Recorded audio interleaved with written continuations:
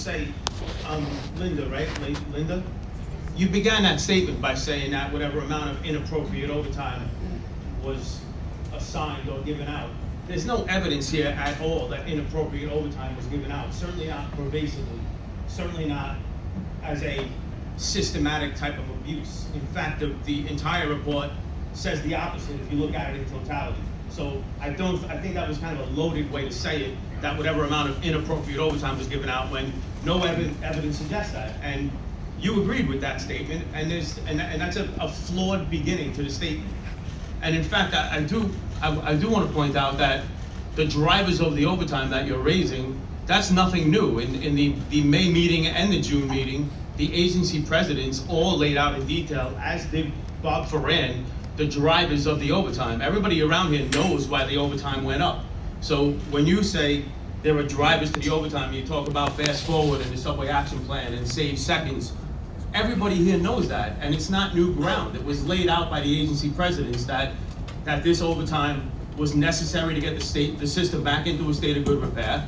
And in fact, every one of the agency presidents said they do not believe that there was a common thread of fraud or overtime abuse within the allotment of that overtime. So it's absolutely incorrect to infer from this report that there was inappropriate overtime doled out.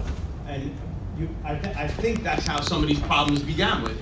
And just a little bit of history here is that the Empire Center, which, as one of the speakers commented, is a Koch brothers right-wing think tank, issued a report around April 24th saying that the overtime went up dramatically at the MTA. Well, of course the overtime went up dramatically at the MTA. This entire system fell into a state of crisis that we're now only climbing out of. And of course there's going to be overtime, not to rehash all of the arguments that have been had here before, but of course there's going to be overtime assigned, because when a system like this doesn't hire staff to put out service and to get the system into a state of good repair, the only alternative is to dole out overtime. And you reflect that in your report, and I appreciate that. And on page 33 of your report, you also say that none of this overtime was fraudulent. You're not making any kind of assessment that the overtime was fraudulent. So April 24th, the Empire report comes out. In the May meeting, and in the lead up to the May meeting, we have the finance chair of the MTA committee going on to television talking about a common thread of rampant overtime fraud and abuse, of which there's still not one iota of proof that's brought forward at all whatsoever. Nothing. And not in this report. And I understand you say it wasn't your intent to address this, but nonetheless, that specter is out there, and it's now being echoed with an initial comment that there's inappropriate overtime being doled out. There's not one lick of evidence that inappropriate overtime has been rampantly doled out. In fact, the evidence suggests the exact opposite, which is that the system fell into a state of disrepair. The MTA didn't want to hire the staff, and then when you don't hire staff and you want to get the system back into a state of good repair, you have to pay out overtime. And that's what this is all about. And then the second thing is, you even note in your report, I can't reference the page, but you note in your report that the MTA should rethink their hiring freeze, because all that's going to lead to is more overtime being doled out to keep the system in a state of good repair. And what a travesty that is, that right when we're on the cusp of getting the system into a state of good repair, there's a hiring freeze that potentially jeopardizes the state of good repair.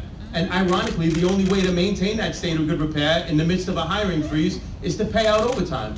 So this becomes a cyclical thing. You'll be here 2 years from now talking about the amount of overtime that was paid out during the period of a hiring freeze in order to maintain the system in a state of good repair. And I have a question for you.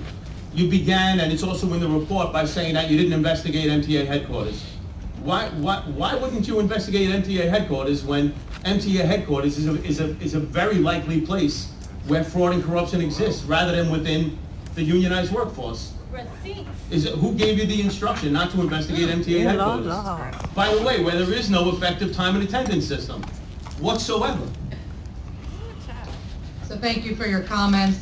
So no one gave us any limitations on what we could look at, other than we were to look at systemic and procedural policies related to overtime, attendance, and timekeeping. We set forth in our report why we did not look at MTA headquarters, because it had low overtime, and it also includes the MTA PD, which is just functionally very different than the other agencies that comprise the MTA. So fraud at the MTA certainly would not only include overtime, it would include people getting paid for jobs that they don't do. And particularly in a place where there is no codified time and attendance reporting system, this building that we're in is the most egregious offender across the entire system. But you've given a rationale as to why you didn't do that. You focused on the workers rather than on MTA headquarters. And if you continue to do this, and you continue to go on, as I think Kevin suggested that perhaps we need a permanent council, it would be a super good thing to look at MTA headquarters, and in particular, and especially since we've now established that there are appropriate drivers which provide explanation for the amount of overtime that was doled out to the unionized workforce.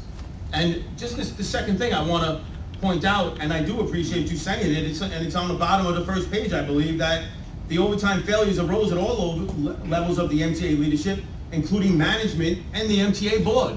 So this very board here. And the great irony of all of this is that this whole thing began when the chairman of the finance board, who's been here for 4 years, looking at all these overtime reports week in, week out, month in, month out, didn't do a damn thing about it until the Empire Center report came out, and then he ran scared and ran to the media and blamed the workers. And here we are, even after the call for a special prosecutor was initially voted down by the MTA board in executive session outside of the purview of the public, which it should have been done in. It was voted down initially. I'm not even sure if you're aware of that. It was voted down, and yet it was handed back down everybody's throat. And anybody at the table who denies that is living in a fantasy. That's exactly what happened. Hey, John, can I ask you to wrap up in 1 minute? There are others who want to speak, and I'll come back to you if that's okay.